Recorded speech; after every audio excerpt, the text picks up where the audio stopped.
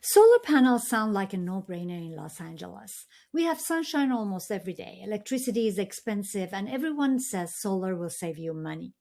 But here's something many homeowners don't realize. Solar panels can either make your future home sale easier or it can complicate it.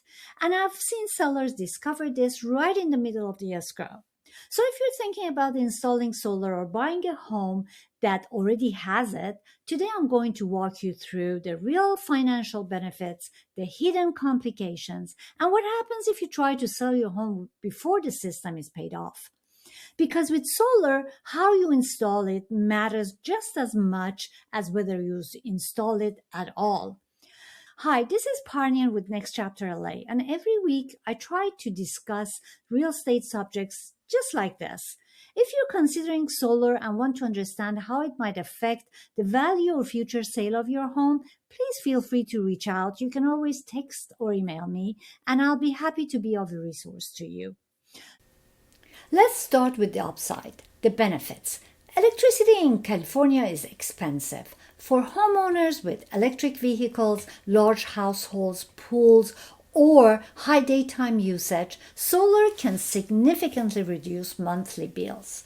Some homeowners report savings of 30 to 50% each month on their electricity cost. There are also federal tax incentives that can offset a portion of that upfront installation cost.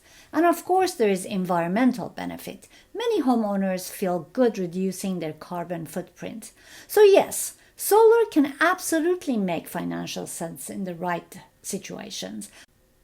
But now let's talk about what people don't always think about, and that's the upfront cost. Solar is expensive even with incentives that are available to you. The installation can cost tens of thousands of dollars depending on the size. Some homeowners pay cash, some finance, some lease, and that decision matters, especially if you sell later. Installation is also a process. You'll need to find a qualified installer, pull permits, make sure your electrical panel is compatible, and pass inspections, of course. It's manageable, but it's not instant. Your roof must be in good condition too. This is something many homeowners overlook. Before installing solar, companies evaluate your roof. If your roof is near the end of its life, you may need to replace it first.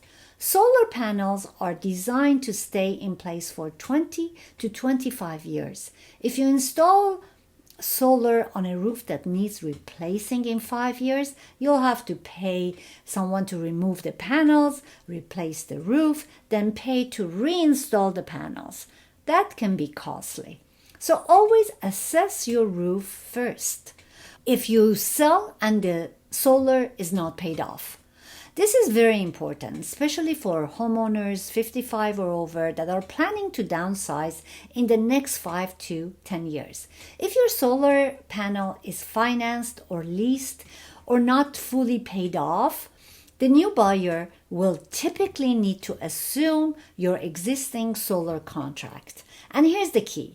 That buyer must qualify under the solar company's credit criteria.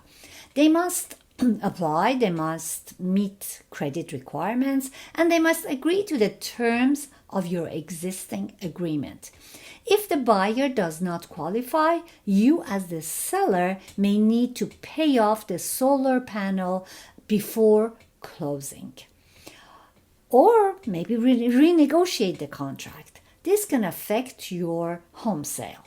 Some buyers are comfortable assuming solar, but others prefer homes where the solar is fully owned and paid off. From a resale point of view, owned solars are definitely cleaner and more attractive than the leased systems. So if you're considering solar and you may sell within several years, how you finance actually is going to have a great impact on the process. Does solar increase property value? Sometimes. Fully owned solar can increase buyers' appeal. Leased systems can create hesitation. Buyers today ask questions. They want documentations. They want clarity. Transparency is, of course, always important. Also, the looks of the roof can come in consideration. Some people just don't like the look of it. In certain neighborhood, the architecture matters. That's a personal decision, of course. But you might ask yourself, okay, considering all this, is it worth it? And I would say yes, if you use a lot of electricity, if you're planning to stay long term at your property, and that's of course your decision, and you understand the terms of the contract.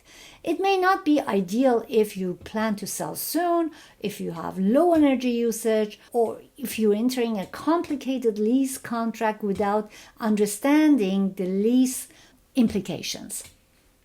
So, like most real estate decisions, it all depends on your timeline and your goals. In closing, before installing solar, ask yourself, how long do I realistically plan to stay here? Is my roof ready? Am I paying cash, refinancing, or leasing? And how will this decision affect my future sale? Your home is definitely one of your largest financial assets. Every improvement should support your future, not complicate it. If you're considering solar and want to talk through how it may affect resale or value down the road, I'm happy to be of a resource to you. And if you already have solar and are thinking about selling, we should review your agreement early on. If this was helpful, let me know in your comments and subscribe for more practical guidance for homeowners here in Los Angeles. Thank you for watching, and I will see you next same time, same place. Thank you.